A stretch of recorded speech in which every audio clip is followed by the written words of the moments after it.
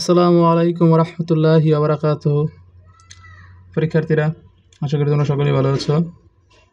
আমরা প্রতিনিয়ত linear programming honours তৃতীয় বর্ষের বই থেকে ক্লাস দিচ্ছিলাম।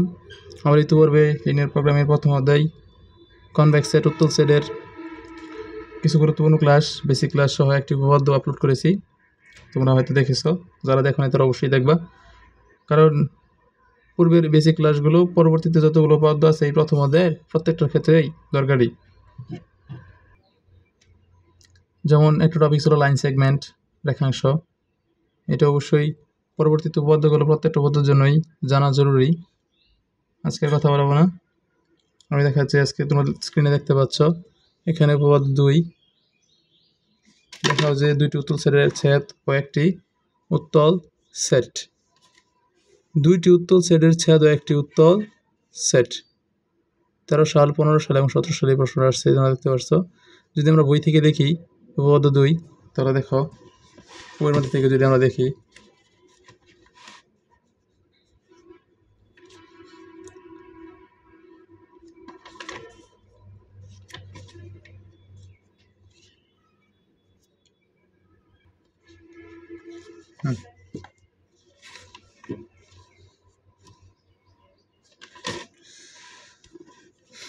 দেখো এখানে প্রশ্ন তোমরা দেখতে পাচ্ছ। এখানে দেখাও যে দুইটি উত্তল সেটের ছেদ ও একটি উত্তল সেট। So that intersection of two convex sets is also a convex set. বলতেছে দুইটি উত্তল সেটের ছেদ। তোমরা অবশ্যই ছেদ কি বুঝতেছো, ইন্টারসেকশন কি ওই যে আমরা পড়ছিলাম শুধু মিল এর ক্ষেত্রে সেট ফাংশন যখন আমরা পড়ছিলাম, শুধু মিলের জন্য যে চিহ্নটা ব্যবহার করা হয় সেটাকে ছেদ বা ইন্টারসেকশন বলা হয়। আমি দেখতে পাচ্ছ তোমরা এখানে এই যে H1 ইন্টারসেকশন H2, H1 ছেদ H2 অথবা H1 ইন্টারসেকশন H2, এটাকে মূলত ছেদ বলা হচ্ছে।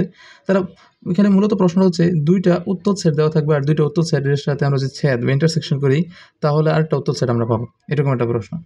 আচ্ছা, যেহেতু ছেদ কোনো এখানে দেওয়া নাই কোনো সেট, কিছু কথা বলি। তোমাদের অবশ্যই উত্তল সেট সম্পর্কে ধারণা থাকতে হবে। আমি উত্তল সেটের একটি গুরুত্বপূর্ণ বেসিক ক্লাস দিয়েছি। তোমরা অবশ্যই উত্তল সেট সম্পর্কে ওই ক্লাসে ধারণা নিবা, ওই ক্লাস দেখে আসলেই তোমরা ধারণা পাবো আশা করি। এখন আর কথা বলবো না, উত্তল সেট পূর্ব ক্লাসে আমি আলোচনা করেছি ইতিপূর্বে। এখন দেখো আমি সরাসরি উত্তরে চলে যাই। আমার খাতায় করা আছে, এখানে খাতায় একইভাবে করা। তারপর যদি দেখে এখানে তোমাদের খাতায় উপপাদ্য 2 দেখাও যে দুটি উত্তল সেটের ছেদ ও একটি উত্তল সেট। 13 সাল, 15 সাল, 17 সাল আসছে, পরে আসছে কিনা তোমরা দেখে নিবা নিজেরা। আমার সময় করে এটা আমি যখন করছিলাম, মনে করি H1 ও H2 দুটি উত্তল সেট, বইয়ের মতো করে লিখছে আর কি। H1 ও H2 দুটো উত্তল সেট ধরে নিয়েছে। তুমি এখানে ইচ্ছা করলে S1 ও S2 নিতে পারবা, যে কোনো ইচ্ছা, তোমার ইচ্ছা, তুমি তোমার ইচ্ছা মতো নিতে পারবা। এখন এরকম এখানে তারা কিছু বলে দেয় না, বা এমন কোনো সেট তারা দিয়েও দেয় নাই যে তাদের নিতে হবে H1 H2 নিতে হবে। যেহেতু তারা বলে দেয় নাই, তুমি তোমার মতো ইচ্ছা মতন দুটো সেট ধরে নিতে পারবা। তুমি এখানে ইচ্ছা করলে S1 S2 নিতে পারবা, K1 K2 নিতে পারবা, A1 A2 নিতে পারবা, B1 B2 নিতে পারবা। তোমার ইচ্ছা মতো তুমি এটা সেট ধরে নিলে আর কি। তারপর আমরা মনে করি আমরা S1 H2 দুটি উত্তল সেট ধরে নিলাম। উত্তল সেট সম্পর্কে আমি বলি, আমি পরবর্তী ক্লাসে বারবার বলেছি, সংজ্ঞা বলেছিলাম। তারপর আরেকবার একটু সংজ্ঞাটা দেখাই আমি আরেকবারের জন্য, যে তোমাদের একটু উত্তল সেটের সংজ্ঞাটা ক্লিয়ার হয়। পুরো ক্লাসে আমি এখানেই করছিলাম।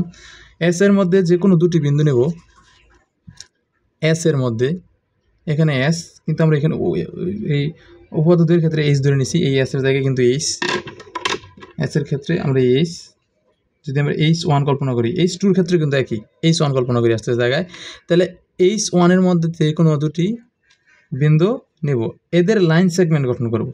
লাইন সেগমেন্ট যদি এস এর মধ্যে বিদ্যমান থাকে, ওই লাইন সেগমেন্ট গঠন করব।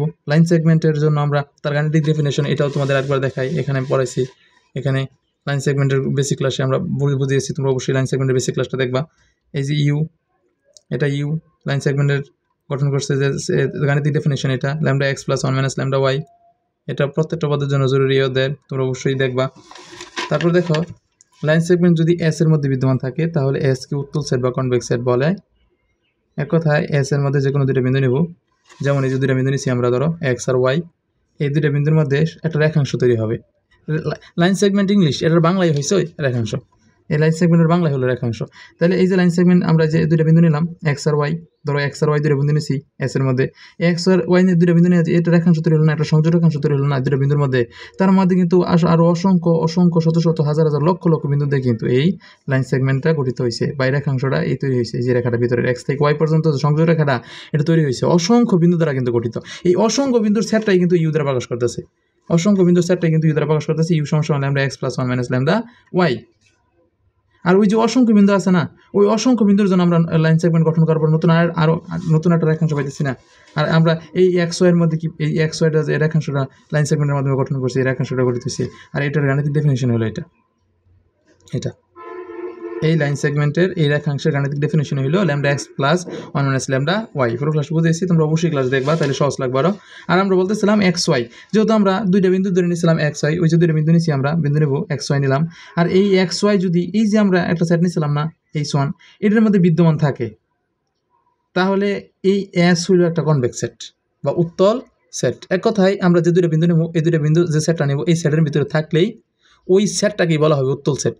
আশা করি তোমরা সকলেই বুঝছো, আমি এই নিয়ে আর কথা বলবো না, আমরা বলতে চলে যাই। তোমরা অবশ্যই করবে ক্লাসগুলো দেখবো, উত্তল সেটের অলরেডি আমরা বেসিক ক্লাস অনলাইনে আপলোড করছি, তোমরা দেখবা।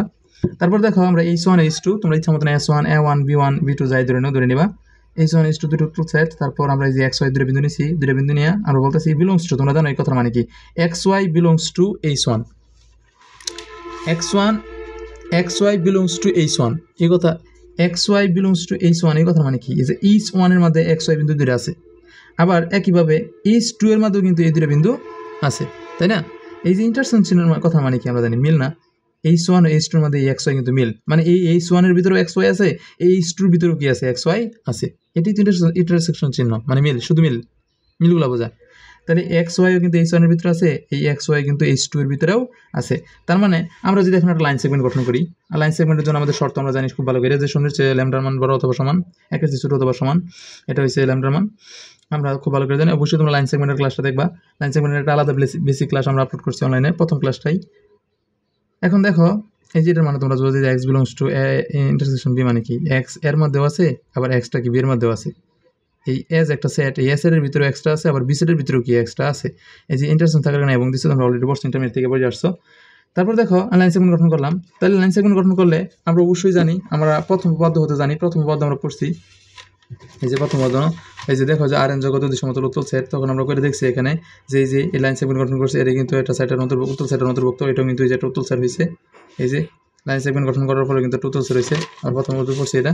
তো এখন যদি আমরা দেখি আলাদাভাবে, তাহলে দেখো এখানে কিন্তু স্পষ্ট পরিষ্কার একটা বিষয়, যে এই যে একটা লাইন সেগমেন্ট গঠন করলো, এটাও কিন্তু এইচ ওয়ানের মধ্যে আছে, belongs to h one. Line segment এই যে lambda x plus 1 minus lambda y belongs to h one মানে কি, এইচ ওয়ানের মধ্যে বিদ্যমান আছে।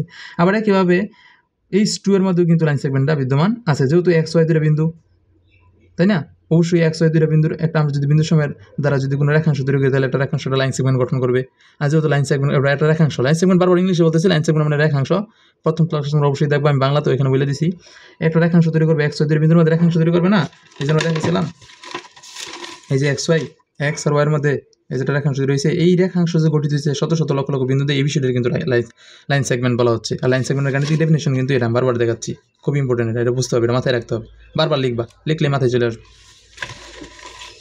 তারপর দেখো, তার মানে আমরা বুঝলাম কি, এই লাইন সেগমেন্টও কি এইচ ওয়ানের ভিতরে বিদ্যমান আছে, একইভাবে এই লাইন সেগমেন্টও কিন্তু এইচ টু এর ভিতরে বিদ্যমান আছে। তার মানে কি এটা লাইন সেগমেন্ট গঠন করছে, কি এক্স আর ওয়াই লাইন সেগমেন্ট গঠন করছে। তার মানে এটা নির্দেশ করে যে এই যে লাইন সেগমেন্ট আছে, এটা কিন্তু এইচ ওয়ান আর এইচ টুর মধ্যে কি আছে, বিদ্যমান আছে, রেখাংশ পাওয়া যাচ্ছে।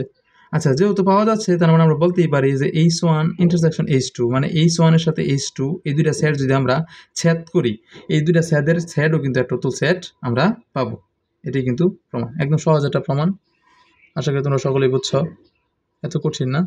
তোমরা তারপরটা খেয়াল দেবো, আমি নিচে এই উত্তর সেটের ঘটনাটা লিখে রাখছি তোমাদের বুঝার সুবিধার্থে। তোমরা দেখলে বুঝতে আজকে উত্তর সেট বলা হবে যদি এই ঘটনাটা ঘটে, এক্স ওয়াই বিদ্যমান থাকতে হবে এস এর মধ্যে। ওখানে আমি এস দা প্রকাশ করছিলাম, তার এখানে ইস দা প্রকাশ করছি, তোমার ইচ্ছা মতন প্রকাশ করতে পারবো বলতেছি। আশা করি তোমরা বুঝতে পারছো।